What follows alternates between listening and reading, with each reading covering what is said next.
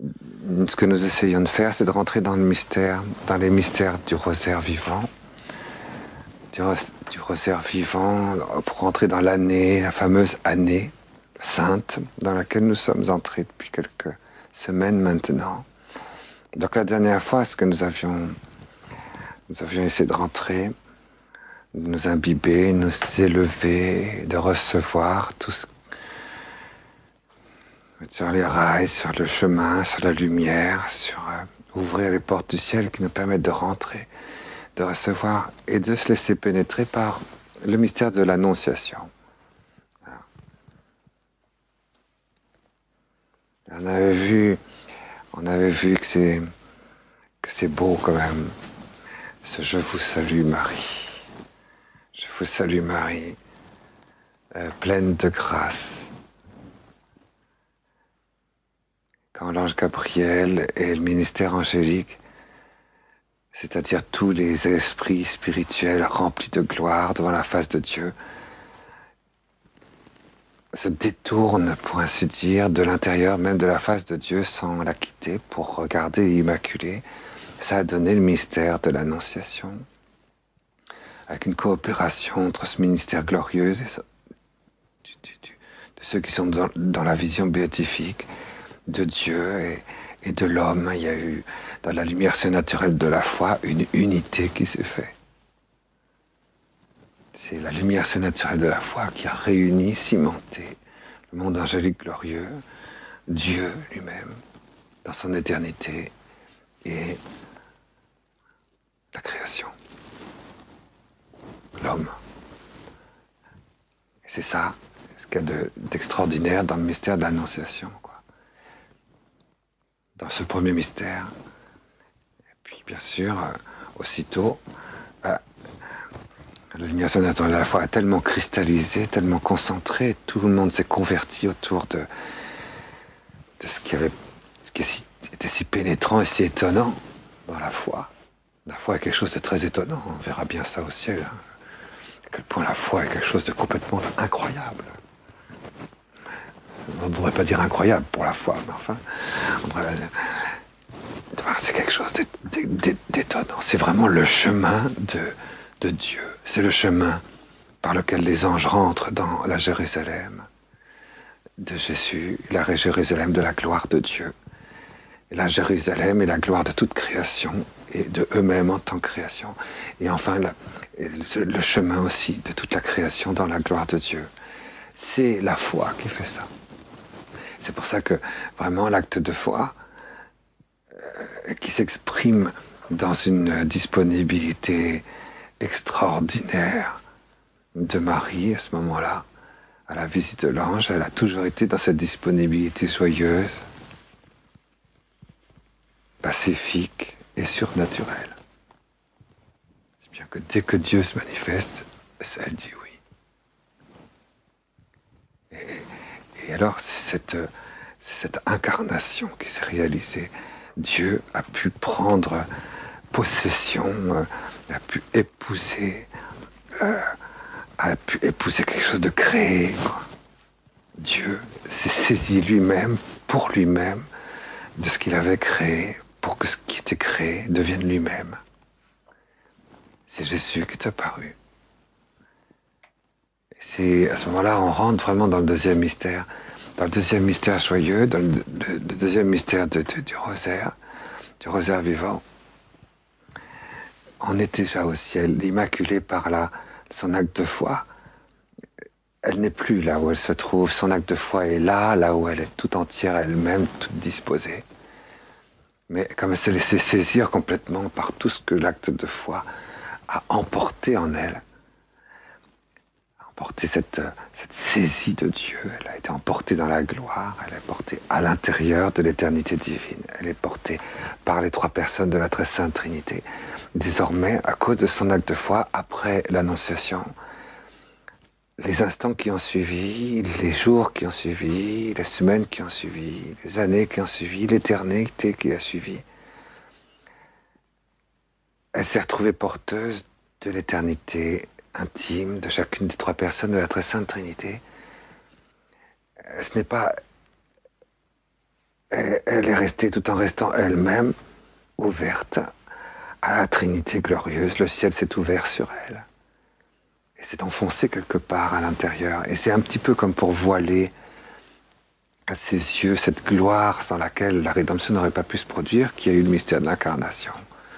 Le Verbe de Dieu a pris chair humaine. Il a repris l'opacité. Et il s'est réalisé quelque chose de vraiment très...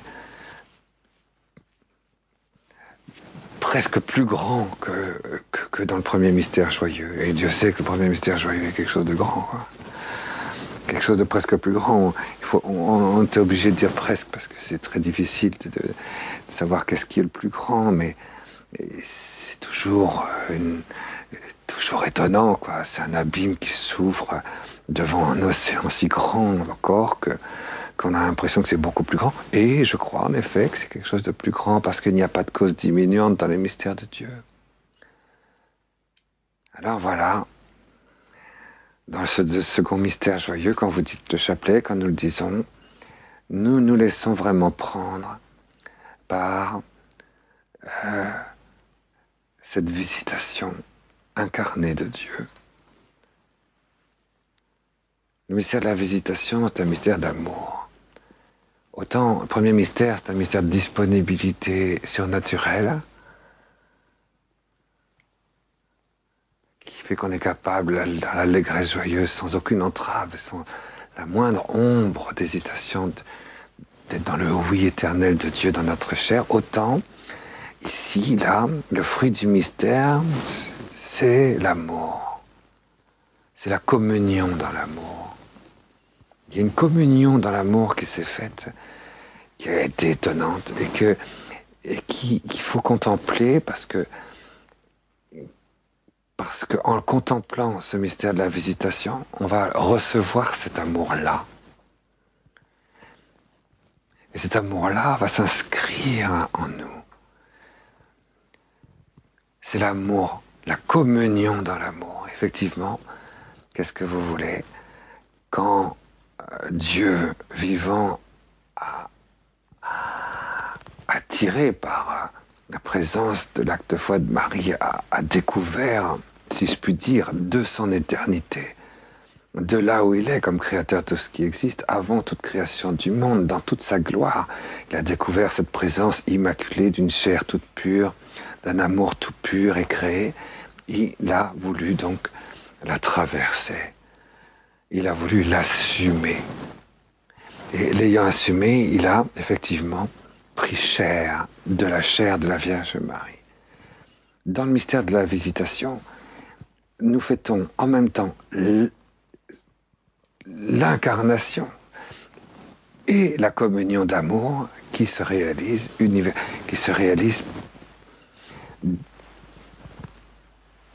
dans cette visite de Dieu à lui-même.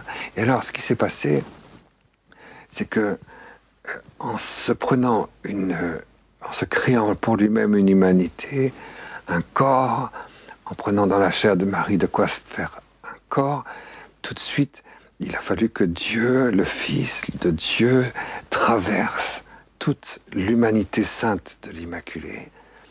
Et la traversant, pour se saisir lui-même un corps, il s'est fabriqué un corps. Il s'est fabriqué une humanité, une chair humaine, et traversant toute la plénitude de l'âme de l'Immaculée, de l'âme de sa mère, cette plénitude de l'âme de sa mère qui trouvait cette plénitude dans l'instant de l'incarnation. Et je ne sais pas si vous vous en rappelez, mais dans l'instant de l'incarnation, l'âme de Marie était totalement déployée par la supervenue du Saint-Esprit dans une vastitude qui était celle de l'amour de Dieu. L'amour du Saint-Esprit avait inscrit dans l'âme de Marie les dimensions de sa vastitude. Et donc Jésus, du moins le Verbe de Dieu, quand il a pris chair, il a traversé toute l'âme de Marie, toute éperdue, toute déployée, toute investie, toute immensément, absolument elle-même dans l'intériorité du Saint-Esprit. Saint-Esprit était vraiment supervenu à l'intérieur d'elle. Et puis, en même temps, il a traversé toute sa foi, la lumière surnaturelle de sa foi. ici, il a traversé son intelligence, a traversé son cœur. Et il s'est saisi lui-même sa propre intelligence en voyant qu'il était Dieu. C'est pour ça que Jésus, en s'incarnant, est resté dans la vision béatifique. Donc dans l'intelligence de Jésus, quand il a pris chair, son intelligence, son esprit était dans la claire vision de Dieu le Père. Et il est resté toute sa vie dans la claire vision de Dieu le Père, dans son intelligence et son esprit humain qu'il avait créé. C'est en traversant la lumière surnaturelle de la foi de Marie, il l'a vu dans toute son étendue, et il l'a atteint jusqu'à sa substance, jusqu'à sa racine, jusqu'à son ultime.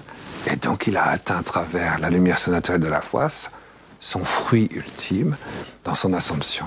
Et c'est comme ça que Jésus, dans son intelligence humaine, était dans la vision béatifique. Jésus est toujours resté dans la vision béatifique. Même sur la croix, il voyait Dieu, il voyait le Père, il voyait Dieu le Père. Et c'est quand même extraordinaire. Mais alors du coup, il y a eu, voyant cette communion, il s'est réalisé une communion à ce moment-là, entre l'Esprit de Jésus et toute la vie spirituelle de Marie jusqu'à la fin du monde.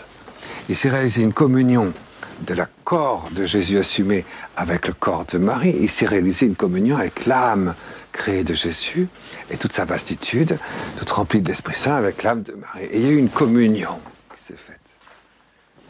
Et c'est cette communion qui est la base du mystère de la visitation. Une communion d'amour qui s'est réalisée. Cette communion d'amour, il faut la contempler. Évidemment, on peut la décrire. On ne peut pas décrire une communion pareille, mais on peut au moins savoir ce que l'Église dit. Et ce que la révélation dit sur cette immense communion. Cette communion a été tellement jusqu'au bout, Jésus est dans la vision béatifique, dans son esprit. Et son esprit, du coup, vous savez, étreint tellement l'âme qui lui est totalement associée, que du coup, son âme s'unit dans la communion avec l'âme de Marie, toute éperdument féconde, divinement de Dieu le Fils. Et du coup, il en épouse les opérations divines. Dans l'âme de Marie, on l'avait vu donc dans l'Annonciation, il y a plusieurs opérations divines. Et c'est vrai que la vastitude de l'âme de Marie, toute éperdument produite dans l'acte de foi, eh ben, elle est spirituellement, elle est spirituellement contrainte. Elle est obombrée, on avait vu ça, elle est obombrée par le Père. Dieu le Père te prendra sous son ombre. Elle est saisie. Et c'est ce saisissement de l'âme de Marie. Il y a la vastitude sous l'effet de l'Esprit Saint, puis en même temps un saisissement. Et on avait dit une implosion, un rassemblement. L'âme de Marie, à cause de cette unité avec Dieu le Père et cette obombration, est devenue plus petite que la moindre particule de matière de notre monde. Beaucoup plus petite. Et en même temps, par la supervenue du Saint-Esprit, l'amour de Marie est devenu aussi vaste que Dieu. Cette espèce de contradiction incroyable qui s'est réalisée en elle au moment de l'acte de foi, que Dieu va épouser en se fabriquant une nature humaine. Voilà pourquoi, à cause de cela, parce qu'il s'unit à l'Esprit de Marie, il va jusqu'à la vision béatifique. C'est une communion spirituelle qui va jusqu'au bout. Mais à cause de cette union et de cette communion, il va épouser les opérations de l'âme de Marie, à raison de quoi? Eh bien, son âme à lui, au lieu d'être entièrement glorifiée par la vision béatifique, comme elle l'est aujourd'hui dans la résurrection, elle va être contrainte à cause de l'obombration. Elle va être contrainte. Et il va, comme pour ainsi dire, contraindre et faire régresser la divinité de son âme. Et c'est ce qui s'est passé. La grande communion avec Marie a été cette grande création de l'âme de Jésus. Cet engendrement par Marie a fait que l'âme humaine de Jésus n'a pas été envahie par la gloire de sa divinité.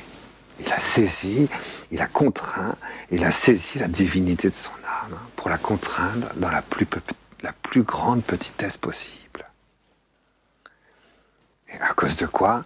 Eh bien, du coup, il ne restait plus à Jésus pour rentrer en communion avec Marie non plus son esprit, puisque du point de vue spirituel, il est dans la vision béatifique et elle est dans la nuit totale de la foi.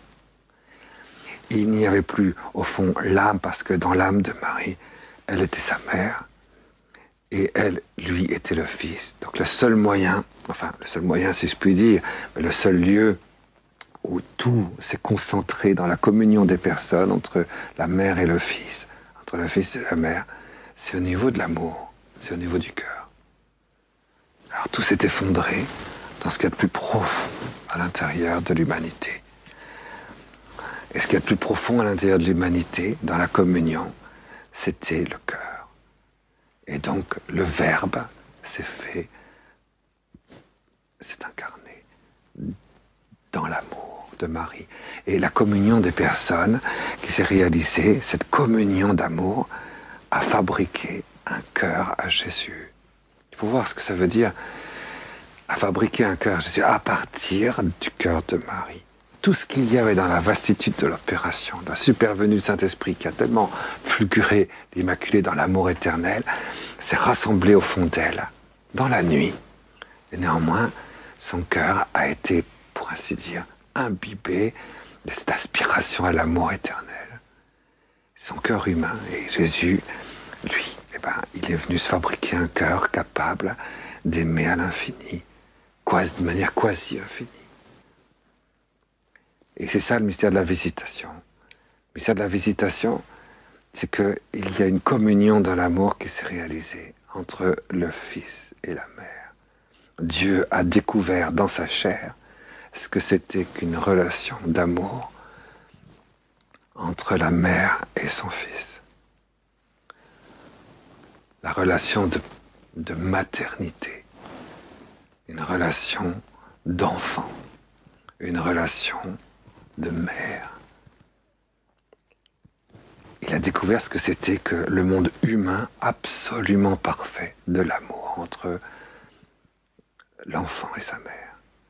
Et c'est pour ça qu'il l'a découvert, et comme c'était avec cet amour sans limite de Dieu, il a été pressé, c'est évident. Il a été pressé, parce que l'amour est difficile de ça, il a été pressé aussitôt. Il a créé, pour ainsi dire, en se créant un cœur humain, il a créé une bénédiction, une présence physique de cet amour qu'il avait pour sa mère dans le sein de toutes les femmes. Et dans le ventre de toutes les mères. Et c'est quelque chose, c'est normal, parce qu'il a découvert cette maternité dans sa propre chair, dans la communion des personnes. Et donc, il est devenu créateur d'un amour nouveau. Et cet amour qu'il avait avec sa mère a établi un lien de création et de bénédiction et de présence dans tous les amours maternels et dans tous les amours d'enfants. Il y a quelque chose qui s'est passé au moment de la visitation de très très très fort. Puisque ça a été comme une espèce de reprise de la fécondité, de la procréation, au niveau du cœur, au niveau du cœur profond. Comprenez, par exemple, quand on regarde ce qui se passe dans la vie embryonnaire, et là on est en plein dans ce mystère de la visitation, dans ce qu'il y a dans la vie embryonnaire, regardez, c'est quand même assez extraordinaire de voir ça, qu'au départ, on est une seule première cellule, et puis après, tout ça, ça se multiplie, puis ça devient une morula, un blastocyste, enfin quelques jours après, à peine quelques jours après, lorsqu'il y a un premier, au milieu de cette espèce d'ensemble de cellules, au milieu, comme une espèce de peau qui recouvre un organe qui se forme. Et le premier organe qui se forme dans l'embryon, c'est un cœur, qui commence à battre. Au départ, l'embryon, c'est ça. C'est un cœur qui bat. Et autour du cœur, c'est de la peau. Voilà, c'est un embryon, c'est ça. Le 20e jour, après la conception, nous avons été un cœur qui bat. Et autour, c'est de la peau. Et puis, petit à petit, après, au-dessus du cœur, il y a une excroissance, puis une autre excroissance, puis une autre excroissance, mais tout tourne autour du cœur. Aujourd'hui, nous sommes avec un cerveau, nous sommes avec des os, nous sommes avec des différents organes, mais il ne faut pas oublier que le fond de nous-mêmes, c'est le cœur. Tout tourne autour du cœur. Et dans l'incarnation, dans la visitation, tout est venu s'établir au niveau du cœur aussi. Et quand on va regarder Jésus, quand on va regarder Marie, quand on va regarder un être humain, on va tout de suite comprendre que tout tourne autour du cœur. Tant sur le plan physique, biologique, que sur le plan de l'âme, que sur le plan spirituel, que sur le plan glorieux et sur le plan céleste. Tout tourne autour du cœur. Tout le reste, c'est pour y parvenir. Le chemin que Dieu a pris, c'est de faire réaliser, que se réalise justement une union de cœur. Au très profond de Marie, il y a une communion vivante d'amour. Le fruit du mystère, c'est la charité. La charité dans la communion des personnes. La charité joyeuse. Hein. Joyeuse. Mais quand vous aimez quelqu'un, quand vous aimez quelqu'un, je sais pas, c'est vrai que nous avons du mal à dire ça parce que peut-être que nous n'avons jamais aimé personne. Bon, c'est possible, ça. Hein. C'est pas vrai, parce que en fait, il y a eu la visitation. Et donc, à cause de la visitation, nous avons connu l'amour, justement, que Jésus a eu avec sa mère sur le plan humain, puisque ça s'est établi dans notre cœur lorsque nous étions enfants. Ça s'est établi par une loi de Dieu. Donc l'amour, nous l'avons connu. Mais n'empêche que quand vous aimez quelqu'un, quand nous aimons quelqu'un, regardons bien. Voyons, celui-là, bien sûr, quelle est la personne que j'aime spirituellement, humainement, le plus? Et c'est pas l'attachement viscéral, hein, je parle pas de ça, je parle pas de cette union esthétique ou romantique ou sentimentale, non, ou émotionnelle, non, je parle de l'amour, moi. Là où on est en communion, pacifique, joyeuse, souveraine avec quelqu'un. Il y a quelqu'un qu'on aime comme ça.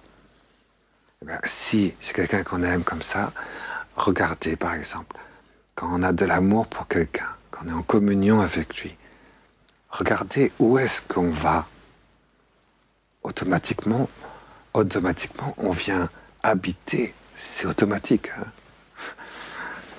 C'est très difficile à décrire parce que l'amour, c'est pas intellectuel, hein, mais n'empêche que, et l'intellectuel se décrit facilement, parce que l'amour se décrit pas, mais n'empêche que quand j'aime quelqu'un, je viens habiter où ça à l'intérieur de lui, dans son cœur. Évidemment, si je ne sais pas ce que c'est que l'amour, si j'ai oublié comment, si j'ai oublié que si je sais même plus, c'est difficile ce que je dis là, c'est bien évident, mais n'empêche que lorsque j'aime quelqu'un de cette manière-là, humaine, profonde, où est-ce que je suis? Quand je le regarde, je suis au fond de son cœur. Et le fond de son cœur, c'est où? Comme dit le prophète Jérémie. Le fond de son cœur, c'est l'endroit où je suis tranquillement installé avec lui, quoi. Et c'est au-delà, c'est là où on est en commun, ensemble, tranquille, joyeux, et pour toujours, et puis en Dieu aussi, il faut bien le dire. Il faut bien dire. Et ça, c'est au fond du cœur. La Bible disait, vous savez, que c'est entre les entrailles et les reins, mais c'est vraiment le cœur. Tout tourne autour du cœur. Les battements du sang, et la vie, et l'âme, et la mise en commun, et le partage, et la communion, et les services rendus, tout ça, bien sûr, ça existe.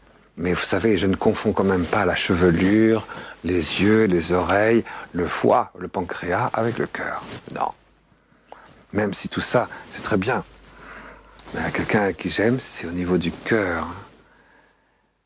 C'est ici, c'est dans son cœur que je m'installe. C'est vrai. C'est là.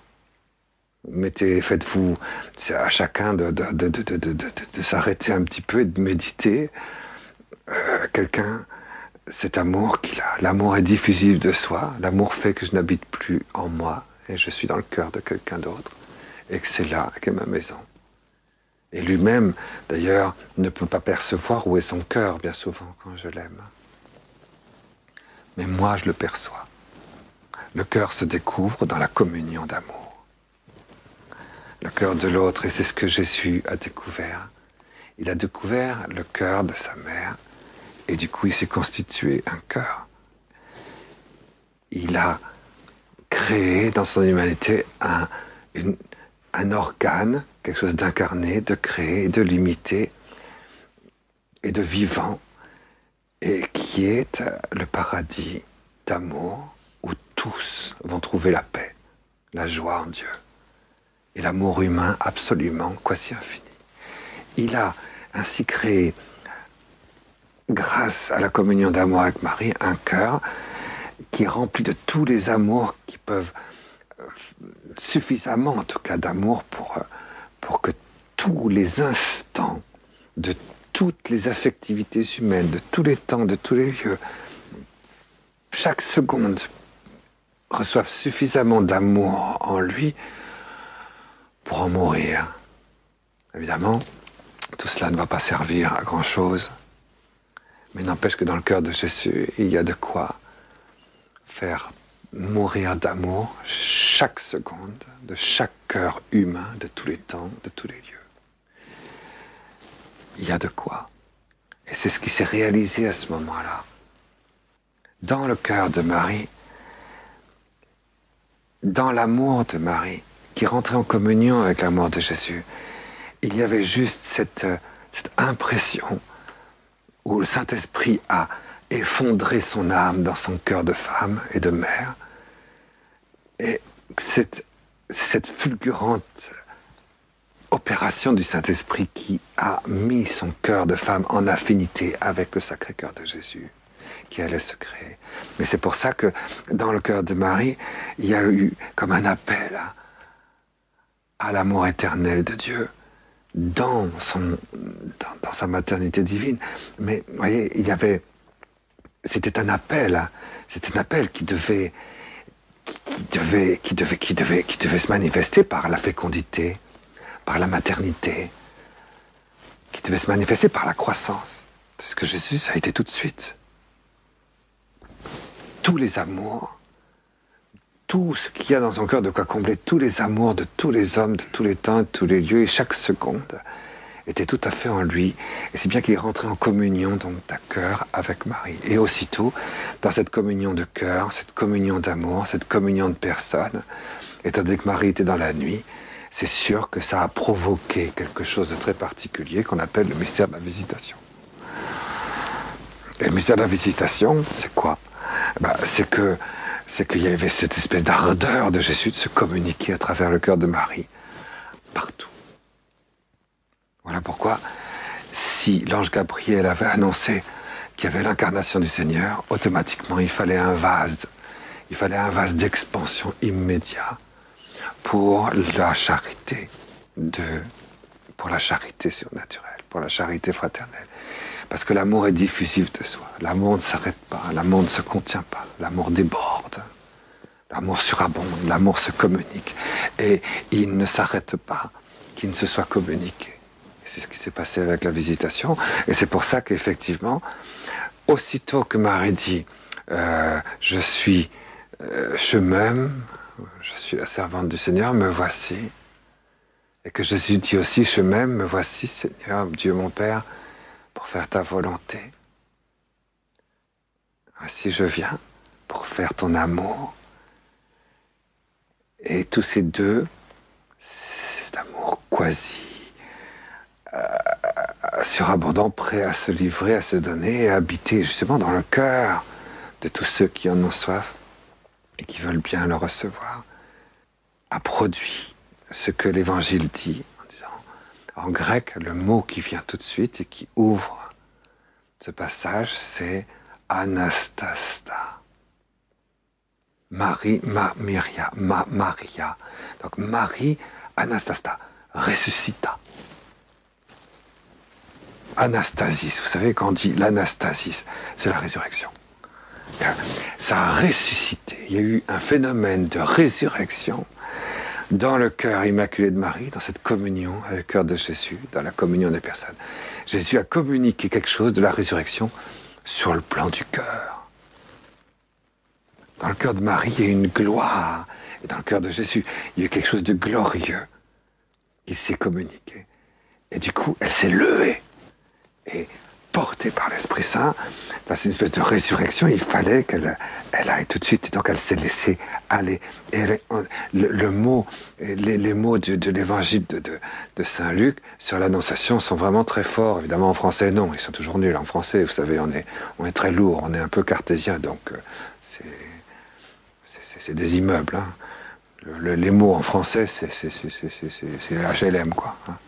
C'est pas du tout pas du tout rayon laser, quoi. Non. Alors mais en grec, en hébreu, oui, elle est partie, mais alors à toute vitesse, portée, ressuscitée, elle se lève. Alors nous on traduit, elle se leva. Marie se leva et partit en toute hâte. C'est pas douce, donc à une vitesse. En grec, elle partit à une vitesse fulgurante. Elle partit à une vitesse, à toute vitesse. Toute vitesse, quoi. Elle ressuscite par toute vitesse, voir Élisabeth. On sent bien, quoi. On sent bien que là, ici, c'est le cœur qui la porte.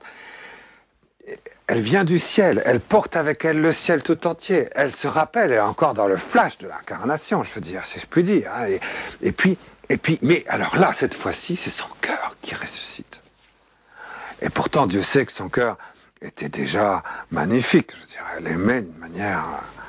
On ne peut pas dire hein, que son amour était imparfait et était même surnaturalisé par la grâce et par une certaine plénitude de grâce. Mais cette fois-ci, il est conjoint à l'amour glorieux du Christ. Et donc dans cette communion des personnes, le Christ qui vient se reposer en elle, dans la communion des personnes, dans son cœur à elle, dans son cœur immaculé, il vient s'y établir. Et comme la véhémence de l'amour veut se communiquer en lui à tous les êtres humains et pas seulement à sa mère, et elle, pas seulement, du coup, reçoit cette communication glorieuse, elle se lève et elle va chez Élisabeth. Et pourquoi est-ce qu'elle va chez Élisabeth? Mais c'est tout simple, c'est parce que l'ange Gabriel était apparu à Zacharie et avait annoncé la naissance de Jean-Baptiste. Et avait présidé à la naissance de Jean-Baptiste une onction très particulière, une grâce, une bénédiction, comme une espèce d'hostie était descendue, qui était sortie du Saint des Saints du temple de Jérusalem, et en même temps de la paternité de Dieu, et apportée aussi par le ministère angélique, et tout ça porté ensuite par Zacharie à son épouse dans l'unité sponsale. Et Jean-Baptiste était conçu de cette manière-là. Et c'est sûr qu'il y a eu, à cause de cette onction, à cause de cette petite boule, de cette nourriture, cette manne qui émanait de l'arche d'alliance glorieuse, et en même temps de la paternité de Dieu, c'était inscrit dans le cœur d'Élisabeth. Et du coup, le lien d'amour entre la mère et son fils, en Jean-Baptiste, était un lien naturellement parfait. Et donc il y avait un amour entre la mère et son fils en Jean-Baptiste qu'il n'y avait jamais eu dans aucune relation d'amour d'une mère à son enfant et d'un fils et d'un enfant à sa mère dans son sein. Le cœur de Jean-Baptiste qui battait dans sa mère était inscrit dans quelque chose qui relevait du Saint des Saints, qui relevait du sacrement. C'est pour ça que Zacharie, ça veut dire Zacharia, c'est Dieu sacramentellement présent. Et Élusheva, c'est Dieu voit son Messie. Et c'est curieux de voir que le mariage entre Dieu qui voit son Messie et le sacrement et la présence réelle et vivante de Dieu, Zacharia, c'est ça, hein, Zikaron, ça vient de là, le mémorial, le sacrement, le mémorial, la présence réelle et vivante et personnelle de Dieu. Et donc quand Zacharia, tout ça, c'est des mystères, je sais bien, mais n'empêche que la relation qu'il y avait entre la mère et l'enfant à Ein-Karim était quelque chose d'unique au monde. Unique au monde. Je crois qu'il n'y a eu d'équivalent que l'Immaculée Conception dans le sein de sa mère, Anne. Mais ceci est évidemment très particulier, et c'était pour permettre le mystère de la visitation. Tandis que là, ici, c'est pour cette visitation, il était tout disposé. Si bien que quand Dieu s'est incarné dans le sein de la Vierge, vous comprenez bien que c'est quand même assez facile de comprendre qu'il a découvert la maternité humaine. Et l'amour et il l'a choisi comme calice. Et il a établi son cœur, et s'est fabriqué un cœur humain avec ça. Et aussitôt, il fallait que ça se communique à ce qui était de plus proche, c'est-à-dire de plus pur, dans la communion des personnes entre la mère et l'enfant, avant, enfin, que de là, comme une espèce d'arc électrique, vous voyez, ça se communique à toutes les maternités, de tous les temps, de tous les lieux. Et que la présence, donc, de cet amour soit restituée par l'incarnation du Seigneur. C'est la visitation. La visitation, c'est la résurrection de l'amour et de la communion en procréation du cœur de l'homme. Autant voyez que le mystère de l'incarnation, qui est le premier mystère joyeux, se base sur la sponsalité. Vous voyez, c'est ce qu'on avait vu, c'est qu'il fallait qu'il y ait vraiment, pour que la disponibilité de Marie vis-à-vis de Dieu le Père dans son Immaculée Conception soit totale, il fallait vraiment que tout soit inscrit dans une humanité intégrale, dans l'unité sponsale avec Joseph. On a vu ça. C'est vraiment l'amour nuptial et sponsal qui préside au premier mystère joyeux. Tandis que dans le second mystère, c'est l'amour dans la communion des personnes, l'amour lié à la fécondité, l'amour lié à la vie. C'est pas du tout pareil, c'est pas du tout pareil, c'est autre chose. La sponsalité est évidemment un appel à la vie. C'est pour ça que c'est normal que ça vienne en second. Mais l'amour qui est lié à la vie, au fait que la vie soit donnée, que la vie soit reçue, et que la vie, du coup, soit dans la gratitude et la communion, et que le cœur apparaisse, ça, l'apparition du cœur, c'est lié à la maternité. La complémentarité du cœur, c'est lié à la sponsalité. Et le mystère de la visitation est quelque chose de très très grand, parce qu'à ce moment-là, effectivement, on voit que aussitôt que Marie arrive, Joseph l'a accompagnée. C'est évident. Mais c'est bien montré dans la révélation que Joseph est derrière. Que Joseph n'a pas de rôle. Zacharie n'a pas de rôle. Zacharie est muet.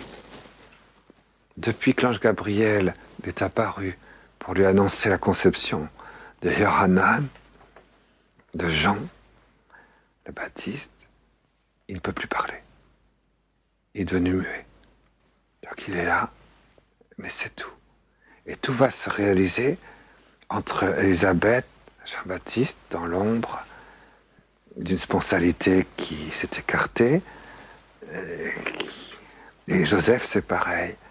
Et Marie arrive. Alors, bien évident que, aussitôt que Jésus a pris chair dans le sein de la Vierge et qu'il y a eu cette communion du cœur et d'amour, aussitôt, c'est bien évident, s'il y a une résurrection en Marie, il y a eu évidemment, forcément, puisque l'amour c'est comme ça, aussitôt, avant qu'elle ne commence même à partir, il y a eu quelque chose de l'unité du cœur de Jésus et de Marie qui s'est établi en Élisabeth.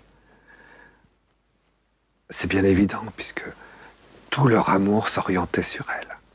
Et donc Élisabeth était évidemment prévenue, cordialement, surnaturellement, affectivement, surnaturellement, par une charité ardente. Et elle savait, et elle a su, à l'instant où Jésus s'est incarné, que Dieu s'était fait homme, de sorte que Elle était tout en amour par rapport à cette incarnation, alors qu'elle portait la conception la plus forte, la plus sainte que l'humanité ait jamais portée. Elle aurait pu se tourner sur elle-même. Pas du tout. Élisabeth était toute attentive et toute en admiration, à l'avance, avant que Marie n'arrive. Ça, c'est très fort, ça.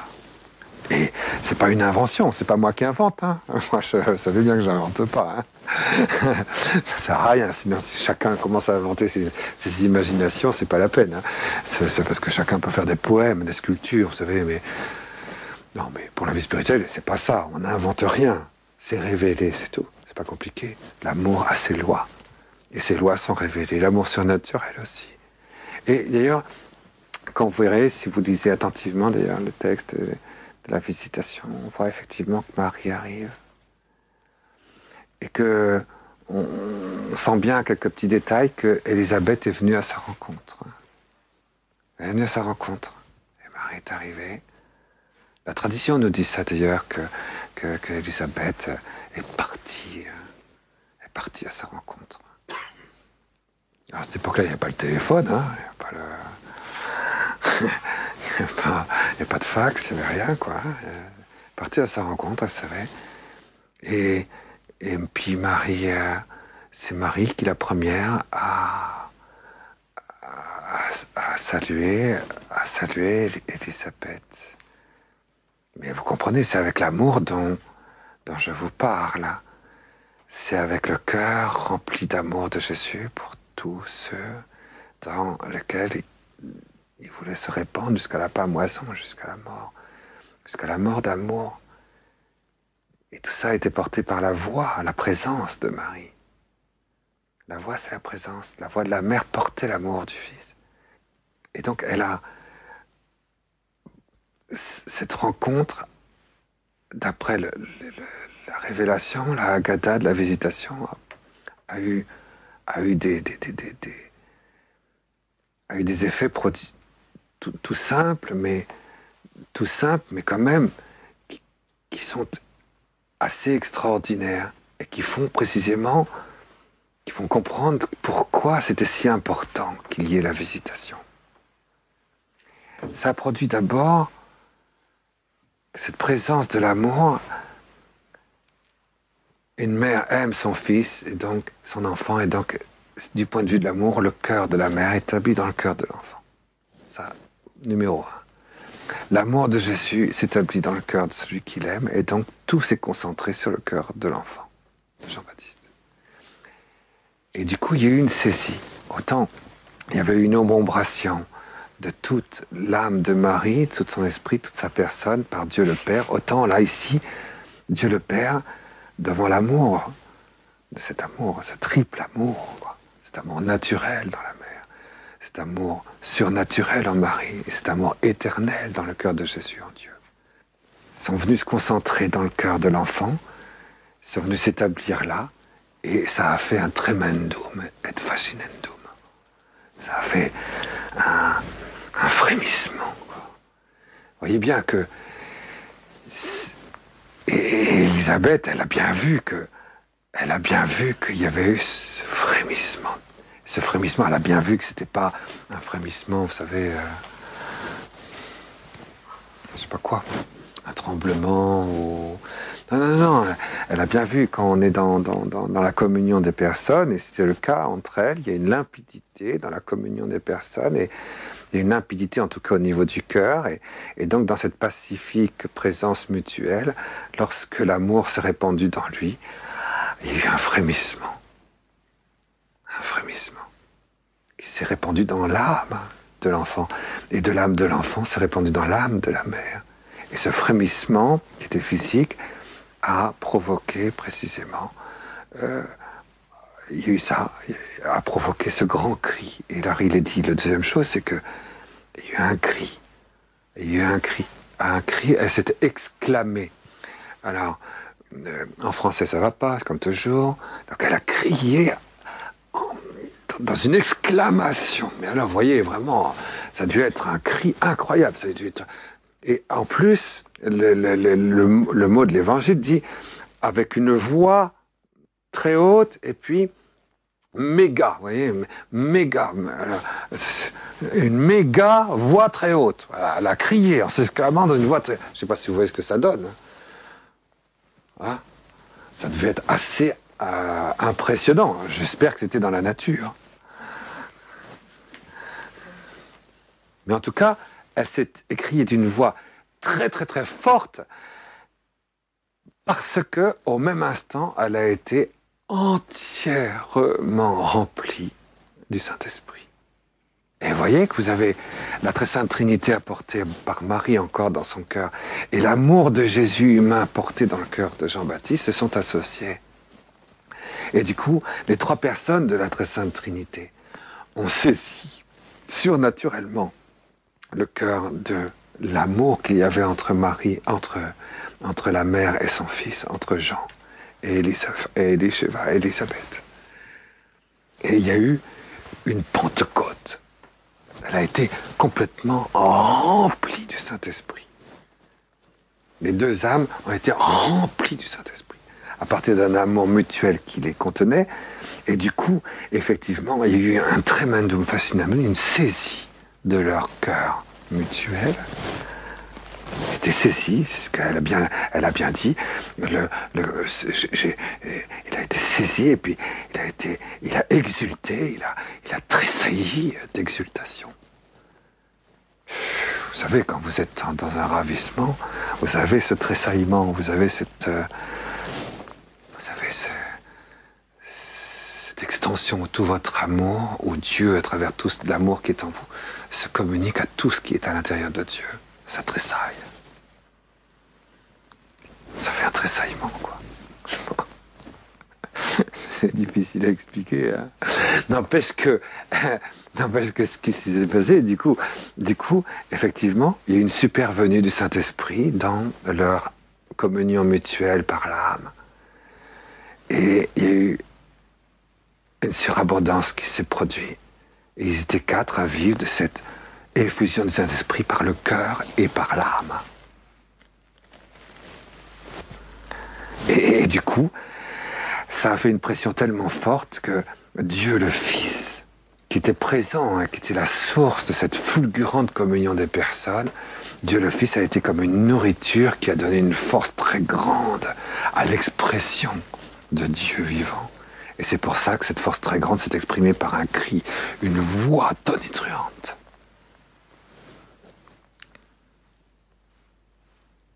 Ça a tellement impressionné Saint Jean-Baptiste qu'après il le dira 30 ans plus tard. Il dit « Je suis la voix qui crie dans le désert ». Mais il a pris ça à sa mère, exactement comme Jésus a pris de sa mère. Il s'est créé une âme humaine à l'image de l'âme de sa mère. Il s'est créé un cœur à l'image du cœur de sa mère. Et Jean-Baptiste, il a pris un cri, il est devenu le cri, la manifestation audible de la présence du Verbe de Dieu. Parce que vous savez, elle, Marie, dans l'incarnation, a conçu le Verbe. Elle a conçu le Verbe, elle a conçu Dieu. Mais quand vous concevez quelqu'un, vous voyez, quand vous concevez, on l'avait vu la dernière fois, ça, quand vous concevez quelque chose, vous concevez, vous savez, pour vous, Dieu, ça ne veut rien dire du tout. Vous n'avez jamais vu Dieu. Puis d'un seul coup, Dieu se manifeste à vous. Alors, vous arrivez à concevoir ce que peut représenter Dieu à ce moment-là. Vous comprenez ça ? Ça veut dire qu'à l'intérieur de vous, vous avez un verbe, vous avez conçu quelque chose qui fait que vous savez, vous en avez l'expérience, vous pouvez concevoir, vous comprenez ce que c'est que Dieu. Mais c'est silencieux, la conception d'un verbe intérieur. Tandis que Jésus, lui, avec le mystère de la visitation, va être conçu dans la communion des personnes, dans un nouveau corps mystique, et du coup, eh bien, ce verbe intérieur va pouvoir se faire entendre par une parole tonitruante. C'est ainsi qu'est née l'Église. Et l'Église, est née du cœur de Jean-Baptiste, du cœur de Jésus, et du cœur d'une maternité parfaite et d'une maternité surnaturelle incréée. Et c'est la conjonction de ces 4 amours et de cette communion parfaite à l'ombre de deux unités sponsales discrètes et silencieuses, qui représentent la paternité de Dieu dans le Verbe, que le corps mystique de l'Église, Jésus Hostie, est né. Et Jésus Hostie, l'Eucharistie, vous voyez, c'est ça qui est devenu le tabernacle, le nouveau temple. Le corps mystique de Jésus est né. Et du coup, la parole de Dieu peut se faire entendre de manière tonitruante, d'une voix extrêmement forte, à toute la terre, à toute la création. L'Église est née. C'est le mystère, vous voyez, de la visitation. C'est la naissance de l'Église. Il y a un rapprochement à faire. Et il faut, quand vous contemplerez ce mystère-là, vous verrez à quel point l'Église est quelque chose d'extrêmement joyeux. C'est extrêmement joyeux dans sa source, c'est extrêmement joyeux dans son fruit. C'est extrêmement étonnant dans sa mission. C'est une mission qui doit parcourir tous les temps par une proclamation audible du Verbe de Dieu. On doit annoncer l'Église, le corps mystique de Jésus, parce qu'elle vit de l'amour de Jésus, l'amour de Marie, de l'amour de la vie et de l'amour de Dieu. À cause de ça, à cause de cette communion parfaite du cœur, alors à ce moment-là, à plusieurs, dans un seul corps mystique, à cause de ça, elle peut proclamer la parole de Dieu. Elle peut proclamer que le Dieu a parlé dans son Fils. Et que la langue du Fils, c'est la langue de l'Église.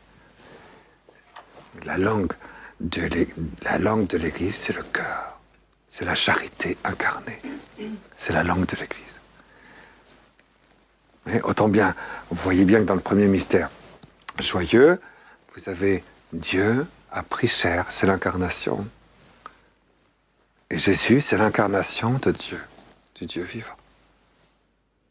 Et avec le mystère de la visitation, vous avez la charité surnaturelle et incréée de Dieu qui s'associe à toutes les charités surnaturelles créées de la terre et aussi à tous les amours naturels du cœur. Les trois s'associent, étant saisis par l'unique Pentecôte du Saint-Esprit, rassemblés en un seul cœur pour former le mystère eucharistique.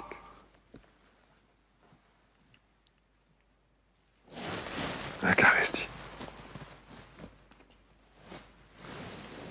Et c'est l'Eucharistie qui est le cœur du corps mystique de l'Église. Et c'est l'Eucharistie qui est l'incarnation de la charité surnaturelle et divine. Jésus, c'est l'incarnation de Dieu. Dieu s'est incarné, c'est Jésus. Et le cœur eucharistique de Jésus, c'est l'incarnation de l'amour. C'est l'amour qui s'est incarné. C'est l'amour communautaire qui s'est incarné. C'est l'amour universel qui s'est incarné. Et donc quand je reçois la communication de cet amour, je jubile d'allégresse et je crie de joie. C'est le mystère de la visitation, la naissance de l'Église. Alors à partir de ce moment-là, si je vis de ça, voyez, alors à ce moment-là, si je vis de ce mystère de la visitation, je vais vivre du corps mystique de Jésus, c'est-à-dire de l'amour qui doit se répandre jusqu'à recréer tous les cœurs dans une unique Jérusalem glorieuse, fabriquée avec de l'amour glorieux.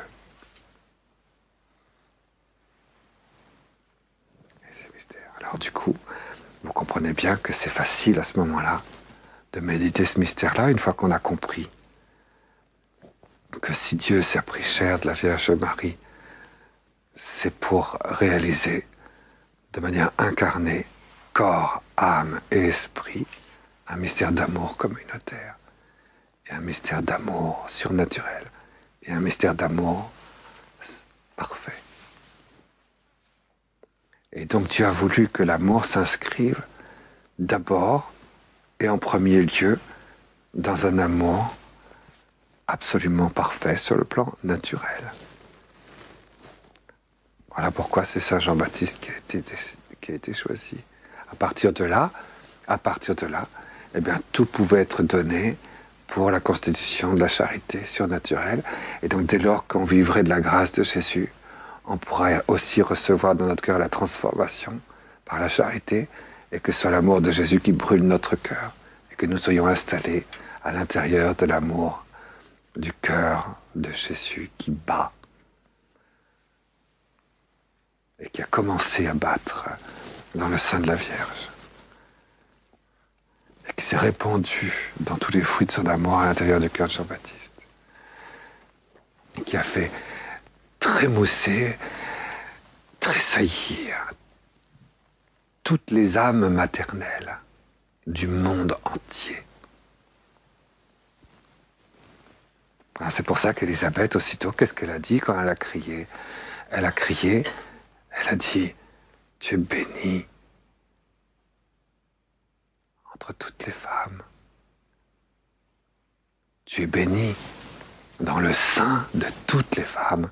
Et plus exactement, c'est un mot grec, et le fruit de tes entrailles est béni, le fruit de ton ventre est béni. Le fruit de ton ventre, c'est le béni. C'est exactement comme quand Moïse parle de Dieu lorsqu'il est présent dans le sanctuaire. C'est le même mot en grec, c'est le béni. Et elle dit, sous l'opération du Saint-Esprit, elle crie, le cri d'amour de l'Église, du corps mystique de l'Église, parce qu'Élisabeth, évidemment, est la voix de l'Église, elle représente bien la voix de l'Église, et elle dit à Marie, voilà, que le béni, c'est Dieu, qui se trouve dans la bénie, c'est-à-dire, elle reconnaît qu'elle est divine par sa maternité. Parce que le mot qui est employé par Élisabeth, c'est tu es bénie entre toutes les femmes, on le dit à chaque jour, je vous salue Marie, et le fruit de tes entrailles, c'est le béni. Alors, il faut le reprendre en fait en marche arrière, le béni, je ne sais plus comment on le dit en hébreu, bon, je pourrais le retrouver, c'est pas grave, mais enfin en grec en tout cas, ça veut dire celui, c'est Dieu, quoi, le béni, le Dieu présent dans ce qu'il y a de plus saint et de plus sacré, dans l'éternité et aussi dans toute la création, c'est le béni. Tu portes celui-là, et du coup, toi aussi, tu es la bénie. C'est le même mot. Elle reconnaît la divinité de la maternité de la Vierge. Elle est divine en tant que femme. L'Église est divine en tant que source de vie divine. L'Église vient de Dieu.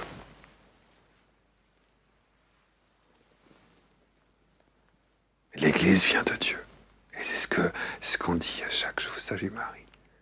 Parce que Marie communique à l'Église ce qu'elle est. Et elle le reconnaît. Et tu es béni dedans l'intérieur du ventre de toutes les femmes. Et effectivement, toutes les femmes, à partir de ce moment-là, dans la procréation, ont une porte qui s'ouvre dans l'amour qu'elles ont pour leur enfant et l'amour de leur enfant pour elles. Même si c'est un amour qui est déçu, qui est blessé, qui est avorté, il y a toujours cette porte ouverte à l'amour maternel, infiniment parfait sur le plan naturel, infiniment parfait sur le plan surnaturel, infiniment parfait sur le plan incréé éternel, qui peut pénétrer à cause du mystère de la visitation. Une porte s'est ouverte, une création nouvelle s'est réalisée. La naissance de l'Église était là. Donc Jésus, par travers cette porte de la visitation, voilà pourquoi il y a une véhémence tellement grande. Et dans le fait que aussitôt l'incarnation réalisée, aussitôt, il y a quelque chose, elle est ressuscitée. Quand Jésus est ressuscité, il ne faut pas oublier, quand Jésus est ressuscité, Anastasta, c'est vraiment extraordinaire qui est marqué Anastasta. Enfin, ça veut dire, elle se lève. Moi, je trouve que c'est un peu faible quand même. Que la Bible en français dit, elle se lève. Marie se leva. Voilà, elle s'est levée, voilà. Voilà, t'as tout compris. Voilà, t'as tout compris le mystère de la visitation. Mais non, c'est pas ça. Anastasta. C'est une résurrection, c'est une anastasis. Et là, Jésus n'est... Aussitôt, il fallait absolument... Et à la visitation, toutes les portes étaient ouvertes pour que l'amour dans lequel il s'était incarné puisse trouver un lieu dans tous les cœurs humains, immédiatement. L'Église a été constituée à cet instant-là universellement. La Jérusalem d'amour glorieuse et ressuscitée s'est constituée à cet instant-là miraculeusement et glorieusement. Toutes les incarnations. Et ici, c'est ça que nous avons, vous voyez, à chaque fois que nous regardons Jésus hostie, nous trouvons ça. Nous trouvons le cœur eucharistique du Seigneur, qui est précisément le fruit et la présence même du mystère de la visitation, cette communication de l'amour intégral dans notre cœur, en même temps qu'à tous les autres. De manière incarnée, substantielle. C'est vraiment très très grand. Alors à ce moment-là, effectivement, si tu es béni, le fruit de ton sein est béni. Et voilà pourquoi nous répétons toujours ça. On pourrait se dire, pourquoi, vous savez, on se dit, pourquoi est-ce que l'ange Gabriel dit à Marie, écoute, voilà, Dieu, tu vas être la mère de Dieu, il sera vraiment le Fils de Dieu, le Dieu vivant, et tu seras au bon bret, tout ça marchera très bien, t'inquiète pas, il y aura la survenue du Saint-Esprit, et le Verbe va s'incarner. Alors, est-ce que tu dis oui? Et puis elle dit oui. On aurait pensé que ça se passe comme ça. Eh ben non, pas du tout. Non, l'ange Gabriel s'arrête pas là. Il dit bon, et du coup, et Élisabeth, ta cousine, a enfanté un fils dans sa vieillesse. Elle en est à son 6e mois.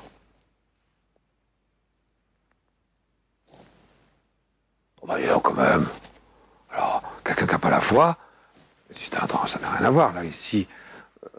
On voit très bien que c'est un texte que les auteurs là-bas, ils n'ont pas compris, quoi. Ils n'ont pas compris. Et pour eux, c'est pareil, quoi. Jean-Baptiste qui naît et Dieu qui prend chair.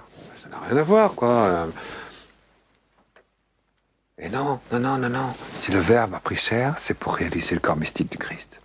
C'est pour réaliser le cœur eucharistique du Seigneur. C'est pour fonder dans l'amour, la charité incarnée et glorieuse, la Jérusalem céleste. Marie est devenue cette Jérusalem glorieuse dans son germe, dans sa substance, vous voyez, dans son initium, dans sa fécondité. Pendant des années, on fêtait le mystère de la visitation le 2 juillet. Le 2 juillet. Et puis, depuis le Concile Vatican II, on fête le mystère de la visitation le 31 mai ou 30 mai, ça dépend. Je ne sais plus si en mai, il y a 30 ou 31. C'est le dernier jour de mai. Le dernier jour du mois de Marie. 31 mai. Donc, depuis le Concile, on fête le mystère de la visitation le 31 mai, le dernier jour du mois de Marie. Et avant le Concile, le 31 mai, on fêtait Marie médiatrice de toutes les grâces. Ça c'est le génie du Saint-Esprit dans l'Église. Je suis sûr que ceux qui ont fait la réforme, ils ont pas pensé à ça. Ça, j'en suis sûr. Je les connais. Je peux vous dire qu'ils n'avaient pas pensé une seule seconde que de conjoindre le mystère de la visitation avec la fête de Marie médiatrice de toutes les grâces, en faisant disparaître d'ailleurs Marie médiatrice de toutes les grâces, par le fait même, donner au mystère de la visitation sa véritable signification. Elle est médiatrice de toutes les grâces. Elle est la source de la vie divine. Et c'est quelque chose de grand, vous savez, parce que quand Jésus a pris chair de la Vierge Marie, il a embrassé en cette créature, il a embrassé en elle la plénitude de la grâce, puisqu'il a embrassé en elle ce qui faisait la lumière tout à fait pacifique, reposante, confiante et disponible de son âme, l'Immaculée Conception. Elle est dans un état de passivité, de disponibilité surnaturelle et éternelle vis-à-vis de Dieu le Père. Il a embrassé ça. Il s'est saisi cela. Et en saisissant de cela, il est devenu lui-même la source en elle, dans son âme, de l'Immaculée Conception. il est devenu cette source de cette plénitude de grâce. Et en devenant source de cette plénitude de grâce, il a réalisé en lui ce qu'on appelle l'union hypostatique. C'est bien dans cette communion des personnes que du coup, en se créant une nouvelle nature humaine, sa nature humaine s'est trouvée unifiée dans une source de grâce. Et on appelle ça l'union hypostatique. L'union hypostatique, c'est que Dieu, le Dieu vivant, la vie éternelle de Dieu, la vie intime et vivante de Dieu, et la vie sainte, divine, qui est donnée au monde, sont associés en une seule source. Il y a une seule personne. Toute la grâce de Jésus vient de l'union hypostatique. C'est-à-dire que toute la nature humaine de Jésus, toute la nature divine de Jésus sont une seule source, une seule personne. Il n'y a pas deux personnes dans Jésus. Il y a une seule personne. L'union est hypostatique. Tout l'amour, toute la nature humaine de Jésus existe, et ce qui fait exister et vivre cette nature humaine de Jésus, c'est Dieu lui-même, c'est la personne même de Dieu, c'est le Dieu vivant, c'est la deuxième personne de la très sainte Trinité. Il n'y a pas de personne humaine en Jésus. Mais il y a une âme humaine, il y a un esprit humain, il y a un corps humain, il y a l'unité vivante entre le corps, l'âme et l'esprit et la grâce et la plénitude de toutes les grâces de Jésus. Et cette unité se fait dans la source qui est Dieu lui-même.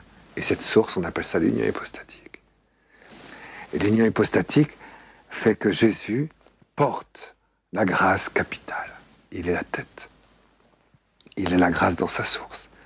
Et voyez bien que l'union hypostatique dans l'âme de Jésus, qui fait qu'on a la grâce, la vie divine créée dans sa source, et la vie divine incréée dans sa source, vient rentrer en communion avec l'âme de Marie, qui est en plénitude de grâce. Donc l'Immaculée Conception et la plénitude de grâce de Marie vont rentrer en communion avec l'union hypostatique de Jésus. Et c'est ça qui a permis la constitution de la communion des personnes à l'état pur, venant du ciel.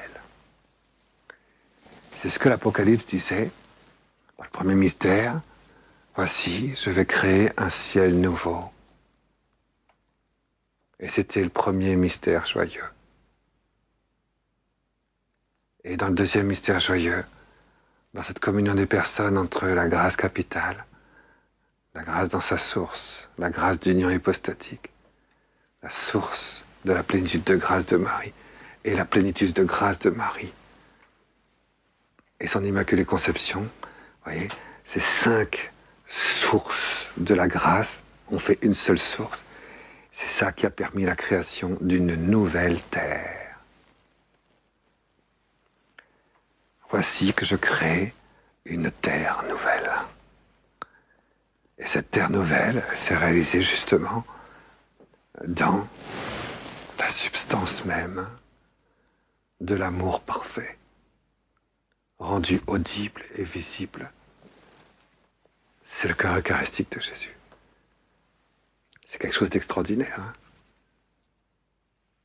Et ce cœur eucharistique de Jésus est la source de la nouvelle terre, c'est-à-dire du corps mystique, glorieux de Dieu, la Jérusalem glorieuse et l'Église. Vous voyez qu'on pourrait continuer comme ça, hein, pour le mystère de la visitation. Il y a pas mal à manger. Parce que quelquefois, on entend dire, vous savez, dans le mystère de la visitation, oh, moi j'ai que le mystère de la visitation. Oh. J'ai que le mystère de la visitation. Qu'est-ce qu'il y a dans le mystère de la visitation? J'aurais préféré avoir le mystère de la Pentecôte. Malheureux, le mystère de la Pentecôte. Rempli du Saint-Esprit. C'est la visitation, c'est quelque chose de très, très extraordinaire. Et qui nous ouvre un petit peu aussi. Vous voyez, petit à petit, on va découvrir, à force de dire le chapelet, à force de réincarner en moi ce mystère vivant du rosaire vivant, que je vais découvrir tous ces aspects que je vais leur donner leur extension, leur développement, leur intensification, leur épanouissement, leur progression, leur communication à l'infini, autant qu'il est dans mon pouvoir. Au fur et à mesure, je vais découvrir tous ces aspects que l'Église, dans l'Église, nous donne l'enseignement, vous voyez. Dans le mystère de la visitation, c'est très important de rentrer dans le mystère de la visitation. Et que ça se réincarne vraiment en nous. Parce que c'est bien à travers nous que ça peut se communiquer, que ça peut avoir son extension, et que la nouvelle terre va être créée.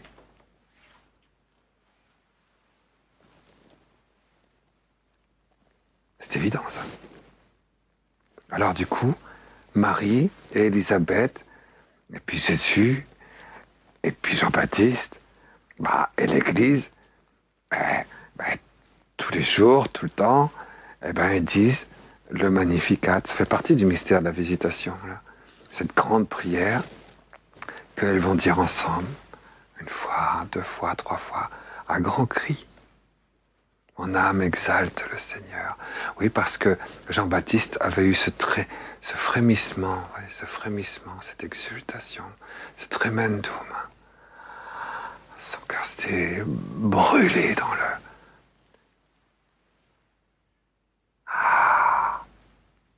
Alors du coup, c'est ça qui est extraordinaire, c'est que le cœur immaculé de Marie, et du coup le cœur de Jésus aussi, ont épousé cette exultation de l'enfant, de Jean-Baptiste, et que finalement le cantique de l'Église commence par ça, par cette fascination, ce tremblement, cet élargissement, cette fournaise ardente qui brûle partout à l'intérieur de Dieu, dans un cœur physique, dans un cœur humain, dans un cœur de chair, dans un sentiment humain en même temps. Et elle dit, mon âme exalte le Seigneur, exulte mon esprit en Dieu mon Sauveur. C'est exactement le même mot. Je dis, mais j'ai entendu mon fils, mon enfant qui exultait. Et à partir de là, oui, c'est Dieu le Père qui saisit cette communion des personnes. Et à partir de ce jour-là, Marie et Jésus et Jean-Baptiste sont devenus inséparables de tout ce qu'ils vont faire pendant tout le parcours du grand et saint rosaire jusqu'à la fin du monde. Ils seront toujours un seul cœur, ensemble. Ce qui donne la grandeur de Jean-Baptiste. Un jour, on comprendra à quel point Jean-Baptiste est quelque chose de très extraordinaire. À un moment donné, on voit les apôtres qui disent à Jésus, Seigneur, si c'est leur moment, hein, c'est comme ça, c'est leur moment. Marie-Salomé qui dit à Jésus, Jésus, Seigneur, j'ai mon fils Jacques, là, j'ai mon fils Jean. Hein, t'as vu, ils sont bien, hein, disciples de Jean-Baptiste, tout ça. Hein, fils du tonnerre, hein, c'est les meilleurs. Elle savait bien que ces deux-là, c'était les meilleurs, des 12 apôtres et de tous les disciples. Elle n'était pas bête, une mère connaît, elle sait très bien. Mais le cœur de Jésus, elle l'avait en elle, hein, puisque je viens de vous expliquer comment. Elle savait très bien que Jacques et Jean étaient les meilleurs. Elle a dit, bon, ils seront à droite et à ta gauche. Quand tu trôneras dans ta gloire, ils seront à ta droite, à ta gauche, tous les deux. C'était pas bête, hein. Mais elle n'avait pas compris le mystère de la visitation. Et Jésus a répondu, il y a ceux pour qui ces places sont préparées. Et l'Église